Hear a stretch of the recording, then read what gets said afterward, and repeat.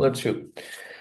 To the Supreme God, to the Great Divine Father and the Great Divine Mother, thank you for your priceless blessings, for your divine light, divine love, divine power, divine healing, guidance, mercy, help, and protection. Thank you.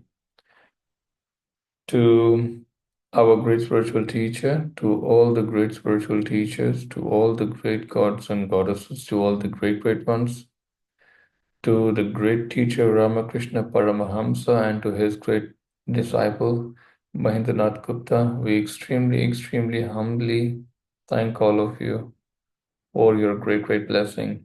Thank you so much. Thank you. All right, now let's continue. Gadadhar was now permitted to worship Raghuveer. Thus began his first training in meditation.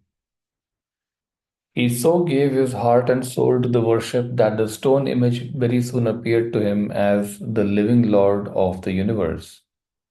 His tendency to lose himself in contemplation was first noticed at this time. Behind his boyish light-heartedness was seen a deepening of his spiritual nature. About this time, on the Shivaratri night consecrated to worship of Shiva, a dramatic performance was arranged. The principal actor, who was to play the part of Shiva, suddenly fell ill, and Gadadhar was persuaded to act in his place. While friends were dressing him for the role of Shiva, smearing his body with ashes, matting his locks, placing a trident in his hand, and a string of Rudraksha beads round his neck, the boy appeared to become absent minded. He approached the stage with slow and measured step, supported by his friends. He looked the living image of Shiva. The audience loudly applauded what it took to be his skill as an actor, but it was soon discovered that he was really lost in meditation. His countenance was radiant and tears flowed from his eyes. He was lost to the outer world. The effect of the scene on the audience was tremendous. The people felt blessed by as by a vision of Shiva himself. The performance had to be stopped and the boy's mood lasted till the following morning. Gadadhar himself now organized a dramatic company with his young friends. The stage was set in the mango orchard. The themes were selected from the stories of Ramayana and Mahabharata. Gadadhar knew by heart almost all the roles, having heard them from professional actors. His favorite theme was the Vrindavan episode of Krishna's life, depicting those exquisite love stories of Krishna and the milkmaids and the cowherd boys. Gadadhar would play the parts of Radha or Krishna and would lose himself in the character he was portraying. His natural feminine grace heightened the dramatic effect. See, his natural feminine grace heightened the dramatic effect. The mango orchard would ring with the loud kirtan of the boys, lost in song and merry-making. Gadadhar became indifferent to the routine of school. In 1849, Ramkumar, the eldest son, went to Calcutta to improve the financial condition of the family. Gadadhar was on the threshold of youth. He had become the pet of the women of the village. They loved to hear him talk, sing, or recite from the holy books.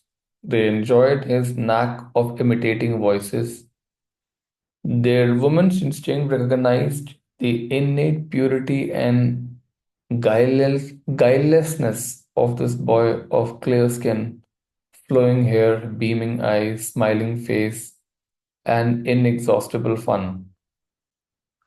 The pious elderly woman looked upon him as Gopala, the baby Krishna, and the younger one saw in him the youthful Krishna or Vrindavan. He himself so idealized the love of the gopis for Krishna that he sometimes yearned to be born as a woman, if he must be born again in order to be able to love Sri Krishna with all his heart and soul. Coming to Calcutta, at the age of 16, Gadadhar was summoned to Calcutta by his elder brother Ram Kumar, who wished assistance in his priestly duties. Ram Kumar had opened a Sanskrit academy to supplement his income, and it was his intention gradually to turn his younger brother's mind to education. And Gadadhar, by the way, Gadadhar, just in case you don't know, is Sri Ramakrishna Paramahamsa. Gadadhar applied himself heart and soul to his new duty as a family priest to a number of Calcutta families. His worship was very different from that of professional priests. He spent hours decorating the images and singing hymns and devotional songs. He performed with love the other duties of his office. People were impressed with his ardor, but to his studies he paid scant attention. Ramkumar did not at first oppose the ways of his temperamental brother. He wanted Gadadhar to become used to the conditions of the city life. But one day he decided to warn the boy about his indifference to the world. After all, in the near future, Gadadhar must, as a householder, earn his livelihood through the performance of his Brahmanical duties, and these required a thorough knowledge of the Hindu law, astrology, and kindred subjects. He gently admonished Gadadhar and asked him to pay more attention to his studies. But the boy replied spiritedly, "Brother, what shall I do with a mere bread-winning education? I would rather acquire that wisdom which will illumine my heart and give me satisfaction forever." Bread-winning education. The anguish of the inner soul of India found expression through these passionate words of the young Gadadhar. For what did his unsophisticated eyes see around him in Calcutta, at the time the metropolis of India and the center of modern culture and learning? Greed and lust held sway in the higher levels of society, and the occasional religious practices were merely outforms from which the soul had long ago departed. Gadadhar had never seen anything like this at Kamarpukur among the simple and pious villagers. The sadhus and wandering monks whom he had served in his boyhood had revealed to him an altogether different India. He had been impressed by their devotion and purity, their self control and renunciation. He had learned from them and from his own intuition that the ideal of life, as taught by the ancient sages of India, was the realization of God. See, this is very simple. He had learned from them and from his own intuition that the ideal of life, as taught by the ancient sages of India, was the realization of God. This is the ideal of life. When Ramkumar reprimanded Gadadhar for neglecting a breadwinning education, the inner voice of the boy reminded him that the legacy of his ancestors, the legacy of Rama, Krishna, Buddha, Sankara, Ramanujacharya, Chaitanya, was not worldly security, but the knowledge of God. And these noble sages were true representatives of Hindu society. Each of them was seated, as it were, on the crest of the wave that followed each successive throw in the tumultuous course of the Indian national life. All demonstrated that the life current of India is spirituality. The truth was revealed to Gadadhar through that inner vision which scans past and future in one sweep, unobstructed by the barriers of time and space. But he was unaware of the history of the profound change that had taken place in the land of his birth during the previous 100 years.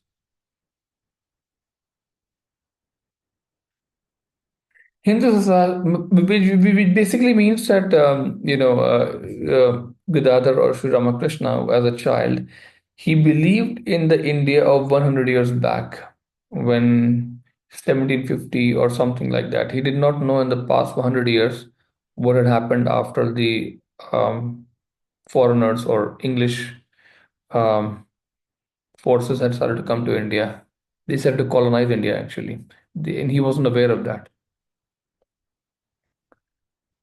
But he was unaware of the history of profound change that had taken place in the land of his birth during the previous 100 years. Hindu society during the 18th century had been passing through a period of decadence. It was the twilight of the Musallam rule, which means end of the Musallam rule. There were anarchy and confusion in all spheres.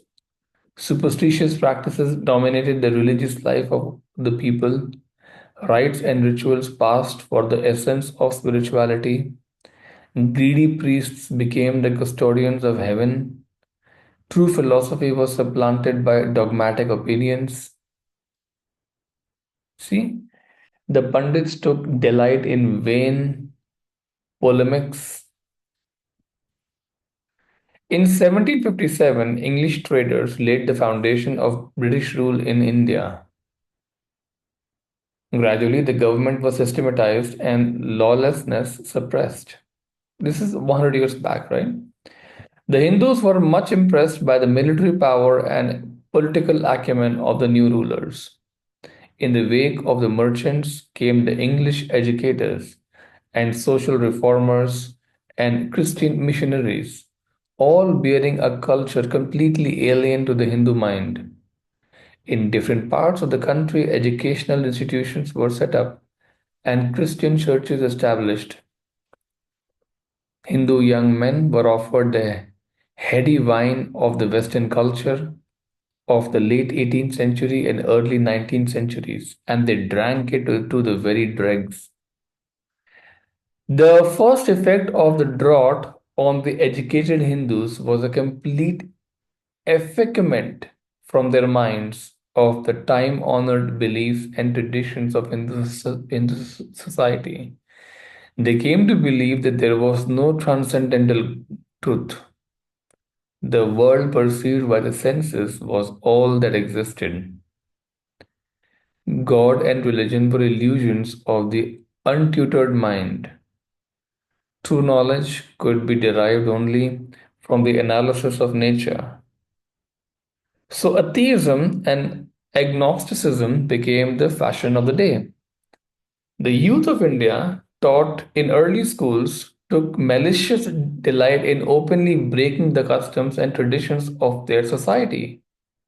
They would do away with the caste system and remove the discriminatory laws about food, social reform, the spread of secular education, widow remarriage, abolition of early marriage. They considered these panacea for the degenerate condition of Hindu society. The Christian missionaries gave the finishing touch to the process of the transformation. They ridiculed as relics of a barbarous age the images and rituals of the Hindu religion. They tried to persuade India that the teachings of her saint and seers were the cause of her downfall, and her Vedas, Puranas, and other scriptures were filled with superstition. Christianity, they maintained, had given the white races position and power in this world, an assurance of happiness in the next. Therefore, Christianity was the best of all religions. Many intelligent young Hindus became converted. The man in the street was confused. The majority of the educated grew materialistic in their mental outlook. everyone living near Calcutta or the other strongholds of Western culture, even those who attempted to cling to the orthodox traditions of Hindu society, became infected by the new uncertainties and new beliefs. But the soul of India was to be resuscitated through a spiritual awakening. We hear the first call of this renaissance in the spirited retort of the young Gadadhar.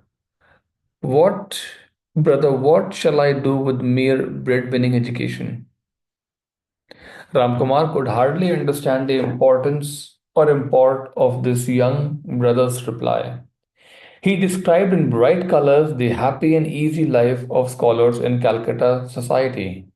But Gadadhar intuitively felt that the scholars who used one of his own vivid illustrations were like so many vultures soaring high on the wings of their uninspired intellect, with their eyes fixed on the charnel pit of greed and lust. Charnel pit basically जहाँ पे लाश को जलाते हैं ना उसको बोलते हैं चार्नल पिट fixed on the charnel pit of greed and lust. So he stood firm and Ramkumar had to give way. Kali temple at Dakshineshwar. At that time, there lived in Calcutta a rich widow named Rani Rasmani, belonging to the Shudra caste and known far and wide not only for her business ability, courage, and intelligence, but also for her largeness of her heart, piety, and devotion to God. She was assisted in the management of her vast property by her son in law, Mathur Mohan. In 1847, approximately 90 years after 1757, the Rani purchased 20 acres of land at Dakshineshwar, a village about 4 miles north of Calcutta. Here she created a temple garden and constructed several temples. Her Ishta or chosen ideal was the Divine Mother Kali. The temple garden stands directly on the eastern bank of the Ganges. The northern section of the land and a portion of the east contain an orchard, flower gardens, and two small reservoirs. The southern section is paved with brick and mortar. The visitor arriving by boat ascends the step of an imposing bathing ghat, which leads to the Chandani, a roofed terrace on either side of which stands in a row six temples of Shiva. East of the terrace and the Shiva temple is a large court, paved rectangular in shape and running north and south. Two temples stand in the center of the court, and the larger one to the south and facing south being dedicated to Kali, and the smaller one facing the Ganges to Radhakanta, that is Krishna, the consort of Radha, or basically Radha Krishna, right? Consort of Radha. Nine domes with spires surmount the dead temple of Kali, and therefore it stands the spacious Nat Mandir. You have to know that see there are six I think Shiva temples, six temples, and two of them at the center of the court. One in the south makes it 639. Let's try to Google quickly and see what do we see from this. Dakshineshwar Kali temple.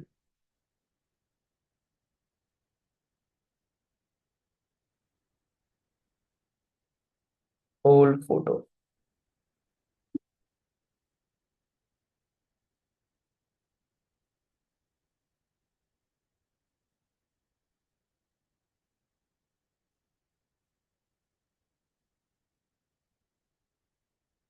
Okay, this is the old photograph of the Dakshineshwar Kali. Like you can see people coming in the boat, right? They climb here, and then there is this What is it called as? Um, see, um, mm, somehow it says only nine domes. It doesn't say anything else. But when you see this, you see that there are 1, 2, 3, 4, 5, 6, 7, 8, 9, 10, 11, 12. There are 12 that are seen here. 6 and 6. I'm not sure why 9 is being said.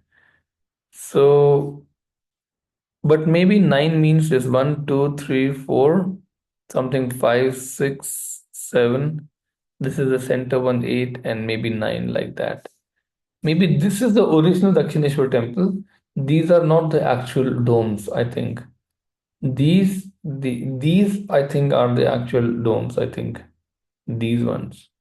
Because if you see this, it will probably show 1, 2, 3, 4, 5, 6, 7, and 8 at the back and 9 this one. But somehow they don't look south and north and all of these things. I can't make out the south and the north part from this. So no idea. I don't really know. If any of you guys have any insight on it, please feel free to share. I don't see anything south and north over here. So, well, it's okay. Let's go forward. All right. Nine domes with spires surmount the temple of Kali, and before it stands a spacious Nat Mandir or music hall, the terrace of which is supported by stately pillars.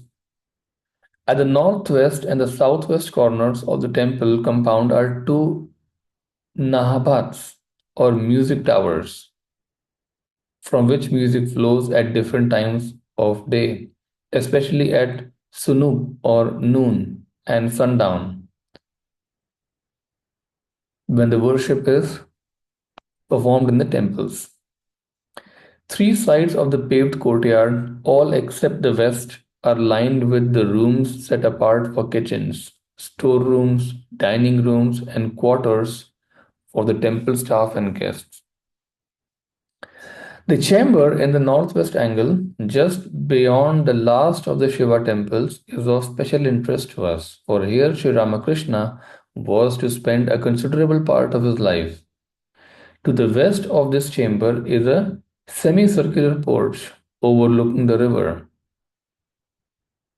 In front of the porch runs a footpath, north and south, and beyond the path is a large garden, and below the garden the Ganges, the orchards.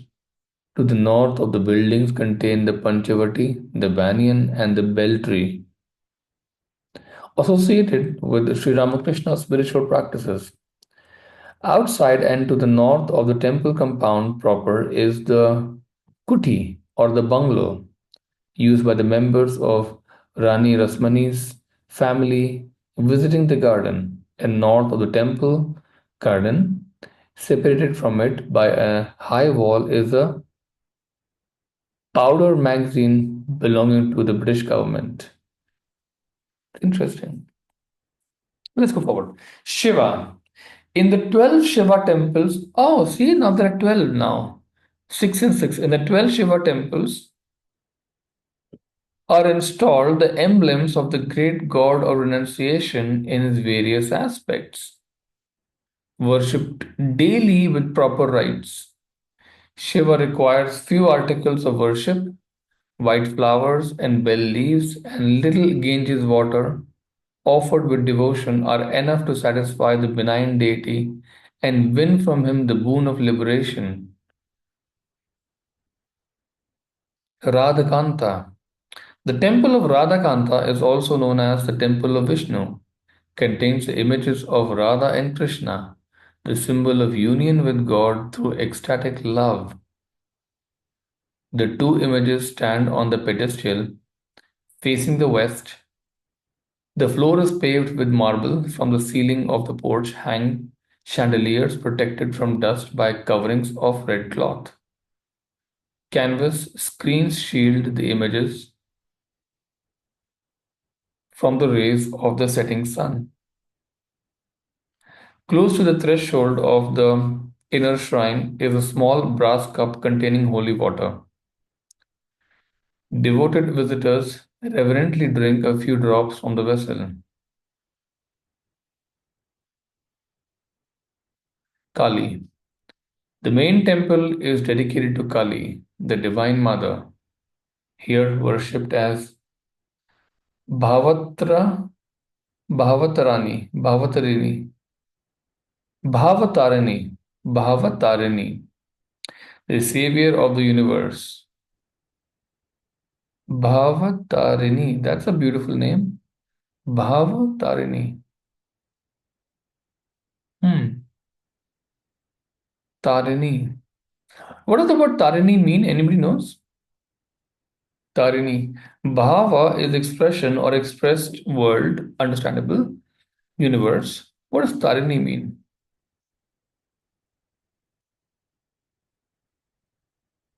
Oh, somebody said nine domes on the main Kali temple, six Shiva temples on each side. Perfect, thank you. Anybody know what Tarini means? The ones Tarana means taking beyond. Oh wow, taking beyond. Bhav means Bhav Sagar. Tarini means par karne wali. Nice, nice, nice. Thank you. This is beautiful. Who protects Tarini? Thank you. That is a very beautiful word, by the way. Bhav Tarini. Beautiful. Let's go forward. Thank you. The savior of the universe. The floor of this temple also is paved with marble. The basalt image of the mother, dressed in gorgeous gold brocade, stands on a white marble image of the prostrate body of her divine consort, Shiva, the symbol of the Absolute. On the feet of the goddess are, among other ornaments, anklets of gold. Her arms are decked with jeweled ornaments of gold. She wears a necklace of gold and pearls, a golden garland of human heads, and a girdle of human arms. She wears a golden crown, golden earrings, and golden nose ring with a pearl drop. She has four arms.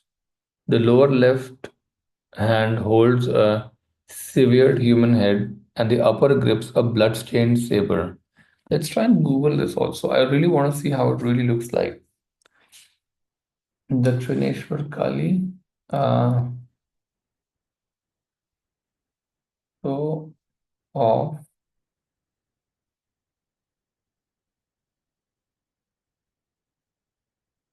Okay.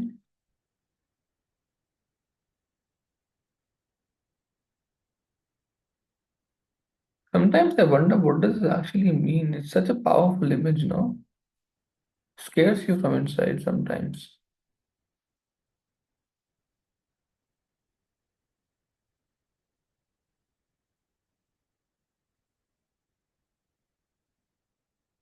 Okay, let's open this. Yeah, sharing, sharing. You see, it says got a blood-stained mace. Blood-stained mace.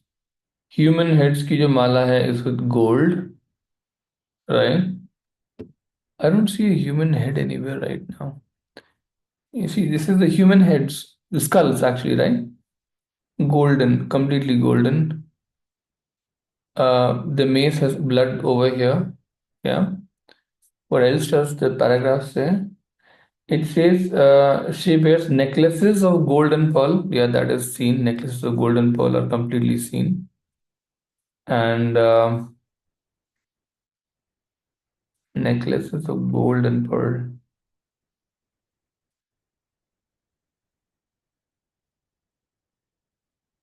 Oh, interesting. Let's put this image first for now. Um, It says the basalt image of the mother, dressed in gorgeous gold brocade, stands on a white marble image of the prostrate body of Shiva. This is supposed to be Shiva, by the way. Where is Shiva in the image? This, I think, is Shiva over here. This is white prostrate body of the divine consort Shiva. Wow, that is beautiful. I never knew about this. It's remarkable. It also says her arms are decked with jeweled ornaments of gold. Her arms are decked, yeah. Let's check a better image. Yes, her arms are decked. See, her arms are decked with beautiful ornaments of gold. Perfect. This is a Shiva, her divine consort. See, this is a Shiva's third eye. You see that, right? Over here. Wow. This seems like the sex chakra or the basic chakra. The navel or solar plexus. The heart chakra. This is the third eye. Wow, it's very symbolical image if you see. My God. And they're all drop shaped. They're all drop shaped. They're not shaped in any other form except drops. This is third eye, open third eye. Wow. I would really love to understand what this image actually means. It also says that anklets of gold. Do we see anklets of gold? Yeah, anklets of gold. Yes, yeah. We also see a golden crown. Yes, big golden crown. Mm, and a girdle of human arms. I'm not able to make sure the girdle of human arms right now.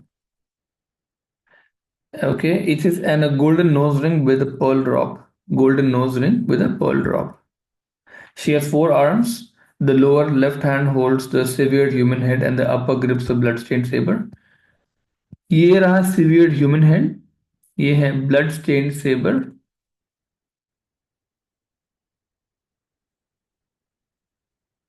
Um, the one right hand offers boons to her children. This right hand offered boons to her children. The other allays their fear. This, I think, removes her fear, I think, if I'm not wrong. The majesty of her posture can hardly be described. It combines the terror of destruction with the reassurance of motherly tenderness. For she is the cosmic power, the totality of the universe, a glorious harmony of the pairs of opposites.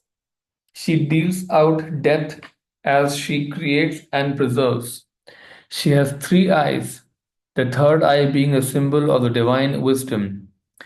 They strike dismay into the wicked and yet pour out affection for her devotees. Wow, this is remarkable. All right, let's go forward. The whole symbolic world is represented in the temple garden, the trinity of the nature, Mother Kali, the absolute Shiva, the love Radhakanta, and the arch spanning heaven and earth. The terrific goddesses of the Tantra, the soul enthralling flute player of the Bhagavata, and the self absorbed absolute of the Vedas live together, creating the greatest synthesis of religions. All aspects of reality are represented there, but of this divine household, Kali is the pivot, the sovereign mistress. She is Prakriti, the procreatrix, nature, the destroyer, the creator. Nay, she is something greater and deeper still for those who have eyes to see. She is a universal mother, in quotes, my mother, as Ramakrishna would say, the all powerful who reveals herself to her children under different aspects and divine incarnations, the visible God who leads to elect to the invisible reality. And if it so pleases her, she takes away the last traces of ego from created human beings and merges it in the consciousness of the Absolute, the undifferentiated God. Through her grace, the finite ego loses itself in the illimitable ego Atman Brahman. Wow. Through her grace, the finite ego, which is mostly all human beings, loses itself in the illimitable ego Atman Brahman. Wow, wow. Satchit Ananda. Rani Rasmani spent a fortune for the construction of the temple garden and another fortune for its dedication ceremony, which took place on May 31st, 1855. Sri Ramakrishna, henceforth we shall call Gadadhar by his familiar name, came to the temple garden with his elder brother Ramkumar, who was appointed priest of the Kali temple. Sri Ramakrishna did not at first approve of Ramkumar's working at Shudra Rasmani. For the Shudra Rasmani, the example of her orthodox father was still fresh in Sri Ramakrishna's mind. He objected to the eating of the cooked food offerings of the temple, since according to Orthodox Hindu custom, such food can be offered to the deity only in the house of a Brahmin. But the holy atmosphere of the temple grounds, the solitude of the surrounding wood, the loving care of his brother, the respect shown him by Rani Rasmani and Mathur Babu, the living presence of the goddess Kali in the temple, and above all, the proximity of the sacred Ganges, which Sri Ramakrishna always held in the highest respect, gradually overcame his disapproval, and he began to feel at home. Within a very short time, Sri Ramakrishna attracted the notice of Mathur Babu, who was impressed by the young man's religious fervor and wanted him to participate in the worship in the Kali temple. But Sri Ramakrishna loved his freedom and was indifferent to any worldly career. The profession of the priesthood in a temple founded by a rich woman did not appeal to his mind. Further, he hesitated to take upon himself the responsibility for the ornaments and jewelry of the temple. Mother had to wait for a suitable occasion. At this time, there came to Dakshineshwar a youth of 16, destined to play an important role in Sri Ramakrishna's life. Hriday, a distant nephew of Sri Ramakrishna, hailed from Sihor, a village not far from Kamarpukur, and had been his boyhood friend. Clever, exceptionally energetic, and endowed with great presence of mind, he moved, as will be seen later, like a shadow about his uncle and was always ready to help him, even at the sacrifice of his personal comfort.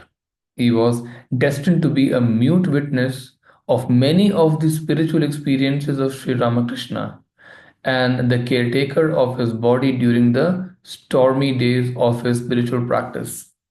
Hriday came to Dakshineshwar in search of a job, and Sri Ramakrishna was glad to see him. Unable to resist the persuasion of Mathur Babu, Sri Ramakrishna at last entered the temple service on condition that Hriday should be asked to assist him. His first duty was to dress and decorate the image of Kali. One day, the priest of Radhakanta temple accidentally dropped the image of Krishna on the floor, breaking one of its legs. The Pandits advised the Rani to install a new image, since the worship of an image with a broken limb was against scriptural injunctions. But the Rani was fond of the image, and she asked Sri Ramakrishna's opinion. In an abstracted mood, he said, "The solution is ridiculous. If a son in law of the Rani broke his leg, would she discard him and put another in his place? Wouldn't she rather arrange for his treatment? Why should she not do the same thing in this case too? Let the image be repaired and worshipped as before." It was simple, straightforward solution and was accepted by the Rani. Sri Ramakrishna himself mended the break. The priest was dismissed for his carelessness, and at Mathur Babu's earnest request, Sri Ramakrishna accepted the office of the priest at the Radhakanta temple. So, by the way, he was not at the Kali first of all, he was at the Radhakanta or the Vishnu temple first. Sri Ramakrishna, as a priest, born in an Orthodox Brahmin family, Sri Ramakrishna grew the formalities of worship, knew the formalities of worship. its rites and rituals. The innumerable gods and goddesses of the Hindu religion are the human aspects of the indescribable and incomprehensible spirit, as conceived by the finite human mind. They understand and appreciate human love and emotion, help men to realize their secular and spiritual ideals, and ultimately enable men to attain liberation from the miseries of phenomenal life. The source of light, intelligence, wisdom, and strength is the one alone from whom comes the fulfillment of desire. Yet, as long as a man is bound by his human limitations, he cannot but worship God through human forms. He must use human symbols. Therefore, Hinduism asks the devotees to look on the God as an ideal father, the ideal mother, the ideal husband, the ideal son, or the ideal friend. But the name ultimately leads to the nameless, and form to the formless, the word to the silence, the emotion to the serene realization of peace in existence, knowledge, bliss, Sat Chit Ananda again, absolute. The gods gradually merge in the one God. By the way, the gods का मतलब है you the gods, you're also a creator, no?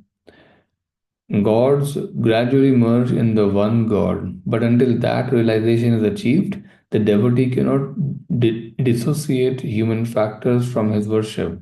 Therefore, the deity is bathed and clothed and decked with ornaments. He is fed and put to sleep. He matlab the deity is fed and put to sleep. You know the my mother-in-law, she does something called as a laddu gopal. I think I first saw this very recently. I think one year back or something, in which she dresses a small statue of Sri Krishna with new dresses and new ornaments, and really fancy stuff, by the way. So eventually, when you come to understand it, it is probably what is happening is that. Like when you take care of a young child Shri Krishna so much, like like you have to think all the time about the child, and you have to do your best and everything else. It basically is like thinking about you the soul, or you the higher soul, all the time, connecting with it, communicating with it, saying I'm the soul of formation. It is exactly that, just that people weren't ready. Let me show you what an image of a Laddu Gopal actually is. Just for those of you who don't know, let's see. Laddu Gopal, for example, right? Now, this is how a real Laddu Gopal, for example, would look like. A small statue of Sri Krishna, and very beautifully decorated, and everything else put, and everything. I've seen, Laddu Gopal also having a small iPhone, by the way, pool table, this, that, all the fancy stuff that people keep and they give him a swing in all of that. They're pretty fancy stuff, by the way. So, um, these are kind of dresses that they actually have. See, I'm not really Hindu, but I really admire this concept. I admire the fact that there is a mechanism that is in place by which you can be reminded that okay, Sri Krishna um, is symbolical of the Buddhic consciousness, or the love aspect of God within you. So as you treat it, one day your eyes will open to the real fact that you have to remind yourself that you are the soul. And everyone who is yet to be reminded, their souls are very tiny in stage of development, almost like infant babies. That's why the something like this is passed on from generation to generation without really asking questions. It's very, very good to ask appropriate questions that they really uh, help you understand the depth of. Um, somebody says in Rajasthan, it's done in almost every house. We treat him as a lovely child in house. We talk, play, give each and everything first to Laddu Gopal, then we use it for self. This is it. See, all of this is just the physical part, but the energetic part or the energetic aspect of it is a reminder of the fact that you're actually a soul. Keep it in mind all the time that you're a soul. You're not the body. You're a soul. If you do that for like 1 month or a few days or whatever that duration is, you can do it for as many number of days afterwards. Also, this is a reminder of it. This is the meaning behind it actually. Right. So it says that. But until that realization is achieved, the devotee cannot dissociate human factors from his worship. Therefore, the deity is bathed and clothed and decked with ornaments. He is fed and put to sleep. He is propitiated with hymns, songs, prayers, and there are appropriate rites connected with all these functions. For instance, to secure for himself external purity, the priest bathes himself in holy water and puts on a holy cloth. He purifies the mind and the sense organs by appropriate meditations. He fortifies the place of worship against evil forces by drawing around it circles of fire and water. See, he fortifies the place of worship against evil forces. Matlab, he basically creates shields by drawing around it circles of fire and water. He awakens the different spiritual centers of the body and invokes the Supreme Spirit in his heart. Then he transfers the Supreme Spirit to the image before him and worships the image, regarding it no longer as clay or stone, but as the embodiment of spirit, throbbing with life and consciousness. After the worship, After the worship, the Supreme Spirit is recalled from the image into its true sanctuary and the heart of the priest. The real devotee knows the absurdity of worshipping the transcendental reality with material articles, clothing that which pervades the whole universe and the beyond, putting on a pedestal that which cannot be limited by space, feeding that which is disembodied and incorporeal, singing before that whose glory the music of the spheres tried vainly to proclaim. But through these rites, the devotees aspire to go ultimately beyond rites and rituals, forms and names, words and praise, and to realize God as the all pervading consciousness. Hindu priests are thoroughly acquainted with the rites of worship, but few of them are aware of their underlying significance. Only few of them, right? They move their hand and limbs mechanically in obedience to the letter of the scriptures and repeat the holy mantras like parrots. But from the very beginning, the inner meaning of these rites was revealed to Sri Ramakrishna. As he sat facing the image, a strange transformation came over his mind. While going through the prescribed ceremonies, he would actually find himself encircled by a wall of fire, protecting him and the place of worship from unspiritual vibrations, or he would feel the rising of the mystic Kundalini through the different centers of the body. The glow on his face, the deep absorption, and the intense atmosphere of the fire impressed everyone who saw him worship the deity. Wow. Ramkumar wanted Sri Ramakrishna to learn the intricate rituals of the worship of Kali. To become a priest of the Kali, one must undergo a special form of initiation from a qualified guru. And for Sri Ramakrishna, a suitable Brahmin was found. But no sooner did the Brahmin speak the holy word in his ear than Sri Ramakrishna, overwhelmed with emotion, uttered a loud cry and plunged into deep concentration. Mathur begged Sri Ramakrishna to take charge of the worship at the Kali temple.